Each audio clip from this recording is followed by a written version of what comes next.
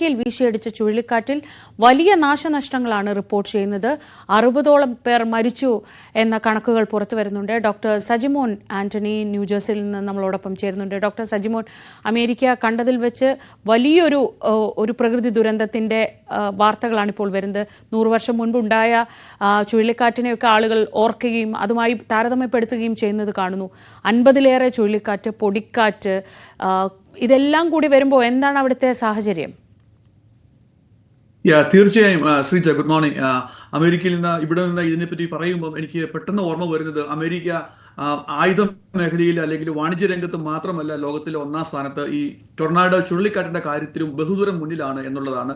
ഏകദേശം 1000-ലധികം ചുഴലിക്കാറ്റാണ് ഒരു വർഷം ഇവിടെ വീശുന്നത്. അതിൽ ഏകദേശം ആവറേജ് ഒരു 80ഓളം ആൾക്കാരുടെ മരണവും ആവറേജ് വരാറുണ്ട്. ഇത്തവണ 139ഓളം കാറ്റുകൾ, ശക്തമായ കാറ്റുകളാണ് ഇവിടെ വന്നിരിക്കുന്നത്. അതിൽ പ്രത്യേകിച്ച് ഈ കഴിഞ്ഞ വീക്കെൻഡിൽ ശനിയാഴ്ചയും ഞായറാഴ്ചയും ഇപ്പൊ മൺഡേയുമായിട്ടുള്ള ഈ ഒരു കാറ്റിന്റെ തുടർച്ച അത് ഫ്ലോറിഡ മേഖലയിൽ നിന്ന് തുടങ്ങി അത് North Carolina, Oklahoma, Texas, Indiana, Missouri തുടങ്ങി പെൻസിൽവേനിയ മേഖല വരെ, അങ്ങനെ വളരെ സൗത്ത് വെസ്റ്റ് തൊട്ട് ഈസ്റ്റിലേക്ക് വരെ വ്യാപിച്ച് കിടക്കുന്ന ആ ഒരു വലിയൊരു വിസ്തൃതിയിലാണ് ഈ കാറ്റ്, മൾട്ടിപ്പിൾ കാറ്റുകൾ അടിച്ചുകൊണ്ടിരുന്നത്. ഈ ശനിയാഴ്ചയും ഞായറാഴ്ചയും തിങ്കളാഴ്ചയും ഇതിനകത്ത് വ്യാപകമായ നാശനഷ്ടങ്ങളാണ് ഉണ്ടായിരിക്കുന്നത്. എനിക്ക് തോന്നുന്നത് ഏകദേശം കൺഫേംഡ് ആയിട്ടുള്ള ഡെത്ത് 42-ന് മേലിലാണ് ഇവിടെ റിപ്പോർട്ട് ചെയ്യുന്നത്. എന്നാൽ അൺകൺഫേംഡ് ആയിട്ടുള്ളത് 50ഉം 60ഉം ഒക്കെയുള്ള നമ്പേഴ്സുകൾ പറയുന്നുണ്ട്. ഏകദേശം 100 കണക്കിന് ആൾക്കാർ ഇൻജൂർ ആയിട്ടുണ്ട്. 50ഓളം ബില്യണോളം നാശനഷ്ടങ്ങൾ ഉണ്ടായിട്ടുണ്ട് എന്നുള്ളതാണ് ഇപ്പോഴത്തെ ഒരു പ്രാഥമിക കണക്കുകൾ പറയുന്നത്.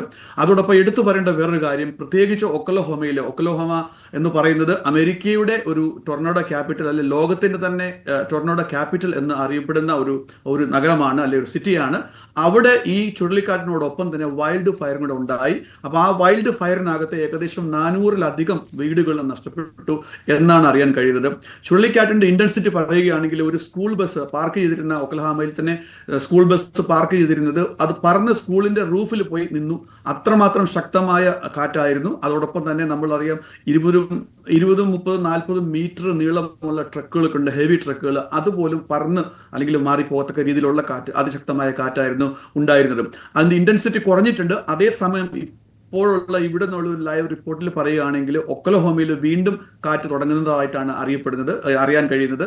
അതോടൊപ്പം തന്നെ അവിടെ ഈ വൈൽഡ് ഫയറിന്റെ ഇന്റൻസിറ്റി മറ്റു ഏരിയയിലേക്കും വ്യാപിക്കുന്നതായിട്ടും അറിയാൻ കഴിയുന്നുണ്ട്. ഇതിനൊക്കെ നമ്മുടെ ഇന്ത്യയിലുള്ള ആൾക്കാർ, അല്ലെ മലയാളികൾ ഒത്തിരി ഉള്ള ഏരിയയിലല്ല ഈ സാധാരണഗതിയിൽ ഈ പറഞ്ഞ ഈ ടൊർണാഡോസ് കൂടുതലും ഉണ്ടാവുന്നത്. ടെക്സസിലൊക്കെ ഉണ്ടാകും എന്ന് പറഞ്ഞു കഴിഞ്ഞാലും ഈ പറഞ്ഞ ഹൂസ്റ്റൺ, ഡള്ളസ് അങ്ങനെയുള്ള ആൾക്കാർ തിങ്ങിപ്പാർക്കുന്ന ഏരിയയിൽ അങ്ങനെ സാധാരണയായിട്ട് ഉണ്ടാവാറില്ല, വിരളമായിട്ടാണ് ഉണ്ടാവാറുള്ളത്. കൂടുതലും ഒക്ലഹോമ, മിസൂറി, ഇന്ത്യാന, നോർത്ത് കരോളിനാസ് ആ ഏരിയയിലാണ് ഇത്തവണത്തെ ഈ ഒരു ഡാമേജ് തുടങ്ങിയിട്ട്. മലയാളികൾ ഉള്ള മേഖലയല്ല, മലയാളികൾ അപകടത്തിൽ അധികം പെട്ടിട്ടില്ല എന്ന് കേൾക്കുന്ന ആശ്വാസമാണെങ്കിൽ പോലും ആൾനാശം ഉണ്ടാവുന്നത് എപ്പോഴും ദുഃഖകരമാണ്. അമേരിക്ക എത്രയൊക്കെ വളർന്നു എന്ന് നമ്മൾ ഒരു സൈഡിൽ പറയുമ്പോഴും ഈ പ്രകൃതി ദുരന്തങ്ങൾ, അതിനെ തടുത്തു നിർത്താൻ നമുക്ക് സാങ്കേതികമായി ഒന്നും ചെയ്യാൻ കഴിയില്ല. അവിടെയാണ് നമ്മൾ നിസ്സഹായരായി പോകുന്നത് എന്നതാണ് യാഥാർത്ഥ്യം. ഡോക്ടർ സജിമോൻ ആന്റണിയാണ് ന്യൂജേഴ്സിയിൽ നിന്ന് വിശദമായ വിവരങ്ങൾ നൽകിയത്.